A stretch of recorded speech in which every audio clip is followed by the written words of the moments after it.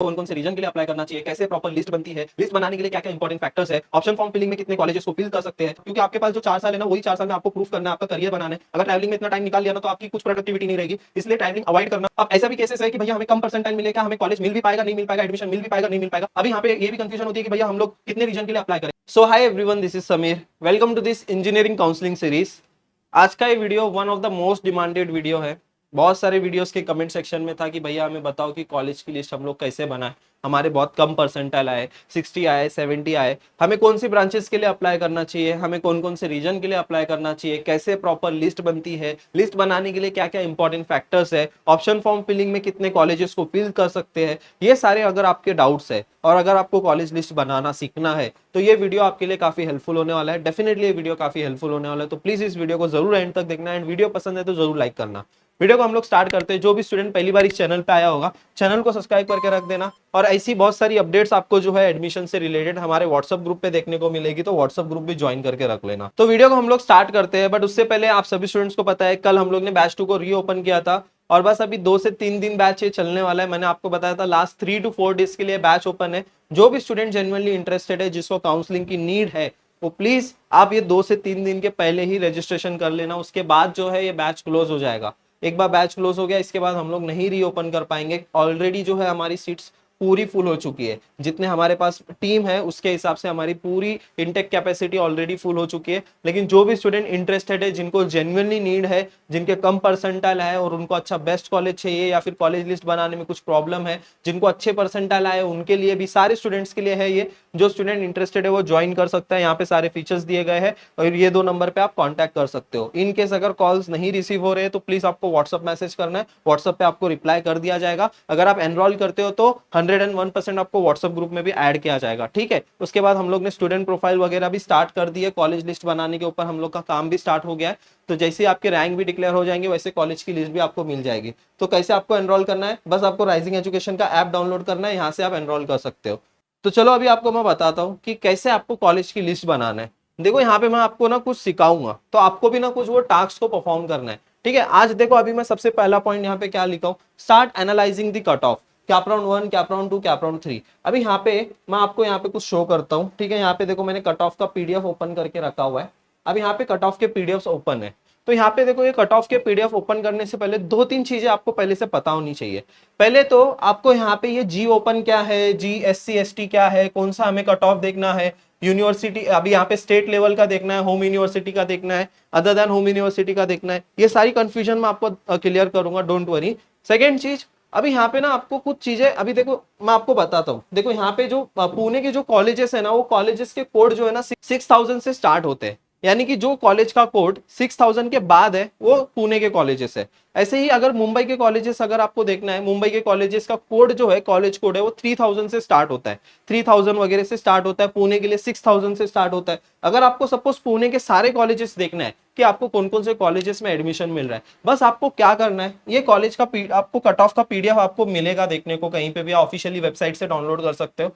6000 के बाद कौन कौन से कॉलेजेस है, बस स्क्रॉल करते रहो, देखो कौन से कॉलेजेस में आपको कौन से परसेंटाइल पे आपको क्या मिल रहा है, ठीक है। ये सीओईपी सबसे पहला आता है, फिर उसके बाद और भी बहुत सारे कॉलेजेस है 6000 के बाद, और ऐसे बहुत सारे कॉलेजेस आपको देखने को मिलेंगे। 6700 पे देखो Walchand college of engineering Sangli का ये कॉलेज है। अब ये कॉलेज में आपको क्या क्या मिल रहा है, civil, computer science, engineering, information technology, ऐसे बहुत सारे कॉलेजेस के कट ऑफ आपको देखने को मिलेंगे, ठीक है। अब यहाँ पे देखो, ये गवर्नमेंट कॉलेज है, तो यहाँ पे आपको ऐसे home university, other than home university नहीं दिख रहा है। अब यहाँ पे देखो, यहाँ पे आपको Kolhapur, department of technology Kolhapur. अब यहाँ पे देखो, ये home university seat allotted to home university candidate. अब यहाँ पे और फिर अदर देन होम यूनिवर्सिटी, ये क्या है। अभी जो अदर देन होम यूनिवर्सिटीज में आते हैं, जैसे अभी मैं आपको एक एग्जांपल देता हूँ, मुंबई का कोई कैंडिडेट है और पुणे में एडमिशन लेना चाहता है, उसके लिए ये सारे कट ऑफ एप्लीकेबल होंगे। जो पुणे का कैंडिडेट है और जो शिवाजी यूनिवर्सिटी में आता है, उसके लिए ये कट ऑफ एप्लीकेबल होंगे। ये जी ओपन का मतलब ओपन कैटेगरी के लिए, जी एससी का मतलब एससी कैटेगरी के लिए, ये सारी चीजें आप वैसे आपको पता ही होगा।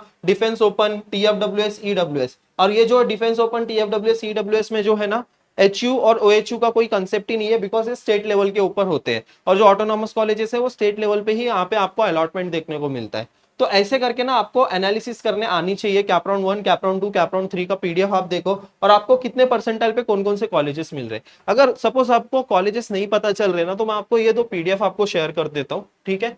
ये दो पीडीएफ मैं आपको बता देता हूँ। सपोज अगर आपके उतने कम परसेंटाइल आए तो आपको ढूंढने में अगर दिक्कत हो रही है कि कौन से कॉलेजेस में आपको एडमिशन मिल सकता है, तो ये लिस्ट मैं आपको दे देता हूँ। कुछ कॉलेजेस की लिस्ट मैंने आपके लिए बनाई है जिसमें आपको जो है कम परसेंटाइल पे भी अच्छे कॉलेजेस मिलने के चांसेस है। तो पहला जो है महावीर है, टेरना है, वसंतदाता है, अंजुमन है, उषा मित्तल है, एपी शाह है, Shri L R Tiwari college है, इंदिरा गांधी कॉलेज है, जवाहर कॉलेज है। उसी तरह पुणे के भी कुछ कॉलेजेस मैंने बताए, मॉडर्न कॉलेज, भारतीय Vidyapeeth, Vidya Pratishthan, GS Raisoni, JSPM Nutan college, JSPM Narhe, NBN Sinhgad, NBN technical education, Indira college, ऐसे काफी सारे जिल एजुकेशन, मराठवाड़ा मित्र मंडल, लोहेगांव पुणे का कॉलेज है ये। ऐसे मैंने टोटल देखो 35 कॉलेजेस दिए जिसके कम परसेंटाइल जाते हैं।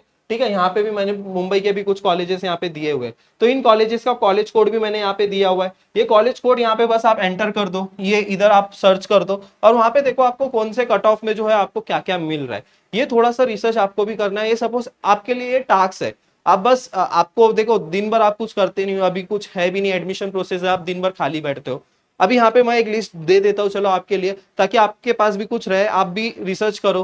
तो आपको पहले काम क्या करना है, वो जो कॉलेज कोड मैंने दिए हैं वो कॉलेज कोड सर्च करो और कौन कौन से ब्रांच में आपको एडमिशन मिल रहा है वो देखो। ठीक है, उस हिसाब से कॉलेज की लिस्ट आपको बनानी है। नेक्स्ट आते हैं do research on college. Suppose आप लोग ने 10 कॉलेज सिलेक्ट कर लिया, 10 कॉलेज में आपको देखो ऐसे मिलने के चांसेस है या फिर अबो परसेंटाइल है या फिर बिलो परसेंटाइल है, ऐसे कुछ कॉलेजेस आपने शॉर्टलिस्ट किए। चलो अब उस कॉलेज पे क्या करना है, आपको थोड़ी सी रिसर्च करनी है। रिसर्च क्या करना है, आप कट ऑफ देख लो सबसे पहले, फिर उसके बाद आप फीस देख लो, कॉलेज की फीस आप अफोर्ड कर सकते हो नहीं कर सकते हो, बहुत सारे फैक्टर्स होते हैं, बहुत इंपॉर्टेंट फैक्टर्स होते हैं, तो वो देख लो। ठीक है, कट ऑफ देख लिया, प्लेसमेंट वहां के देख लो, फैकल्टी देख लो, हॉस्टल देख लो, ट्रैवलिंग देख लो। ऐसा भी होता है जो पुणे में है बहुत दूर के कॉलेजेस ले लेते हो, फिर ट्रैवलिंग में ही 3-4 घंटा चले जाता है। मुंबई वाले भी बहुत दूर के कॉलेजेस ले लेते हैं, वहां पे ट्रैवलिंग में वेस्टर्न में या फिर सेंट्रल में बदलापुर से आते हैं, कोई अंबरनाथ से कोई आता है। पुणे में भी ऐसे काफी सारे स्टूडेंट्स इतना लंबा ट्रैवलिंग करते हैं। तो इतना लंबा ट्रैवलिंग करना ना अवॉइड करना, क्योंकि आपके पास जो 4 साल है ना, वही 4 साल में आपको प्रूफ करना है, आपका करियर बनाना है।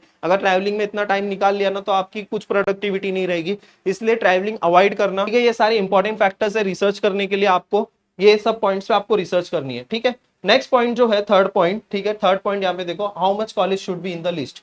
अब इतने कॉलेजेस मैं आपको ना कोई स्पेसिफिक नंबर नहीं बता सकता, क्योंकि हर एक स्टूडेंट के परसेंटाइल डिफरेंट डिफरेंट होंगे। अब यहाँ पे आपको क्या करना है, आपको एक ही रूल को फॉलो करना है, follow this rule, above your percentile, at your percentile, below your percentile. ये 3 पॉइंट आपको याद रखना है हमेशा के लिए कॉलेज लिस्ट बनाने के लिए। सपोज अगर 75 परसेंटाइल आए तो 85 परसेंटाइल के भी कॉलेजेस आपके लिस्ट में होने चाहिए, 90 परसेंटाइल के भी होने चाहिए। इवन सीओईपी विजेटीआई भी है तो कोई भी दिक्कत नहीं है। सीईटी सेल 300 चॉइस फिलिंग करने का हमें ऑप्शन देता है, तो हम लोग सीओईपी विजेटीआई पीआईसीटी अगर ऊपर रख रहे तो हमें कोई दिक्कत नहीं है। फिर आपके परसेंटाइल पे कौन कौन से कॉलेजेस है वो आपको आपको एंटर करना है। फिर बिलो द परसेंटाइल, आपके जितने परसेंटाइल है उसके नीचे आपको जो है बिलो परसेंटाइल के भी कॉलेजेस को इंक्लूड करना है। अब मैंने आपको बताया भी था मिस्टेक्स, बिगेस्ट मिस्टेक्स इन कैपराउंड वाले वीडियो में, लास्ट ईयर का एक एग्जांपल भी मैंने आपको बताया था। आपको 90 परसेंटाइल है तो सिर्फ 90 परसेंटाइल कट ऑफ वाले कॉलेजेस को नहीं इंक्लूड करना, उसके बिलो परसेंटाइल भी, क्योंकि इस साल हो सकता है वही सेम कॉलेज का कट ऑफ इंक्रीज भी हो। तो फॉर सेफर साइड आपको बिलो परसेंटाइल के भी कॉलेजेस आपको एंटर करने हैं। ठीक है, और which branch should we apply, और ये मैं बता रहा हूँ कि सारे स्टूडेंट्स के ऊपर डिपेंड करता है। कोई ऐसा स्टूडेंट है जिसको 95 है, 96 है, इवन 99 है, उनको फिर भी कोर ब्रांचेस में जाना है। जो पहले से ही डिसाइडेड है, जिनका मन पहले से ही डिसाइडेड था कि हाँ मुझे कोर ब्रांचेस के लिए जाना है, सिविल मैकेनिकल, वो डेफिनेटली अगर पहले से डिसाइडेड है तो आप चेंज मत करो।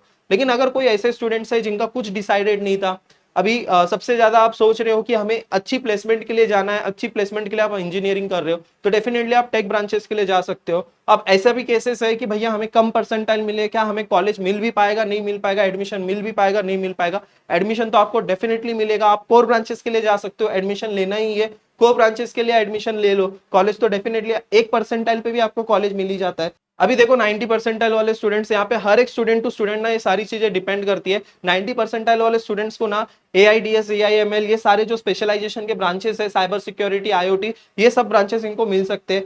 85 परसेंटाइल, 80 परसेंटाइल वाले स्टूडेंट्स है, 80 के ऊपर वाले जो परसेंटाइल वाले स्टूडेंट्स है, ईएनटीसी आपको टॉप 20 कॉलेजेस में मिल सकता है। 60 टू 75 परसेंटाइल, 70 परसेंटाइल वाले स्टूडेंट सेफर साइड के लिए आप 1-2 कोर ब्रांचेस के लिए भी आप अप्लाई करो, ताकि आपको अपर टॉप 20 कॉलेजेस या टॉप 25 कॉलेजेस में आपको जो है एडमिशन मिले। बिलो 60 परसेंटाइल वालों के लिए आप नॉन कैप राउंड के लिए ही ट्राई करो अगर आपको अच्छा कॉलेज चाहिए तो, क्योंकि मेरिट के थ्रू तो आपको उतना अच्छा कॉलेज नहीं मिलने वाला है।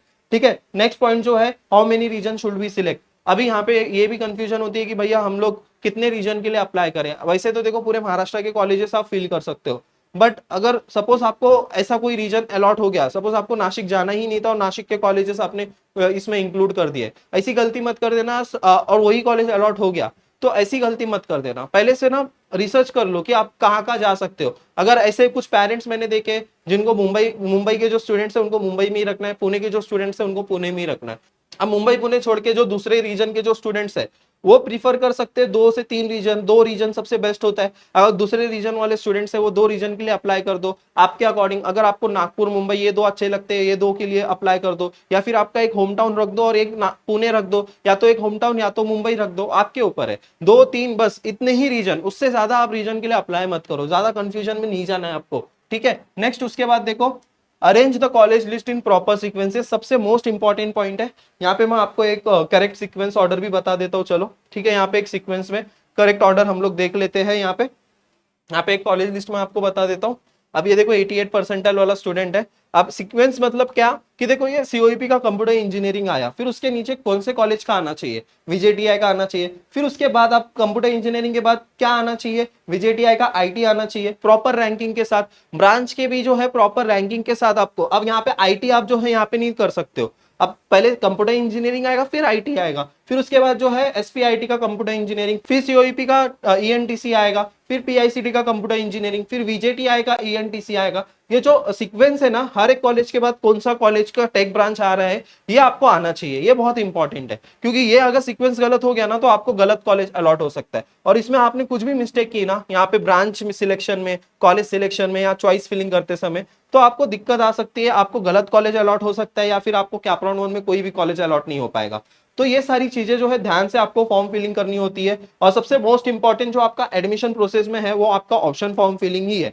अगर सपोज आपको नहीं रिस्क लेना है, अगर सपोज आप कॉलेज की लिस्ट नहीं बना पा रहे हो, तो प्लीज आप एनरोल कर सकते हो। 2 से 3 दिन के लिए ही बैच अभी ओपन है, उसके बाद हम लोग बैच क्लोज करने वाले।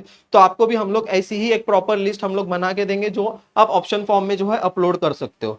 आई होप हम लोग ने सारी चीजें कवर कर ली है। जिनको इंटरेस्ट है काउंसलिंग के लिए वो एनरोल कर सकता है। 1500 रुपीज प्राइस है। ये 2 नंबर पे आप कांटेक्ट कर सकते हो। इनकेस कॉल नहीं रिसीव हो रहे आपको व्हाट्सअप मैसेज करना है, ठीक है। सारी चीजें आपको डिस्क्रिप्शन बॉक्स में मिल जाएगी। राइजिंग एजुकेशन का ऐप डाउनलोड करके आपको जो है एनरोल करना है, ठीक है। टेलीग्राम चैनल आज ज्वाइन कर लेना। वो जो लो परसेंटाइल वाले कॉलेजेस मैंने आपको बताया वो आज मैं शेयर कर दूंगा आप सभी स्टूडेंट्स के साथ टेलीग्राम चैनल पे। थैंक यू सो मच, मिलते हैं फिर नेक्स्ट वीडियो में।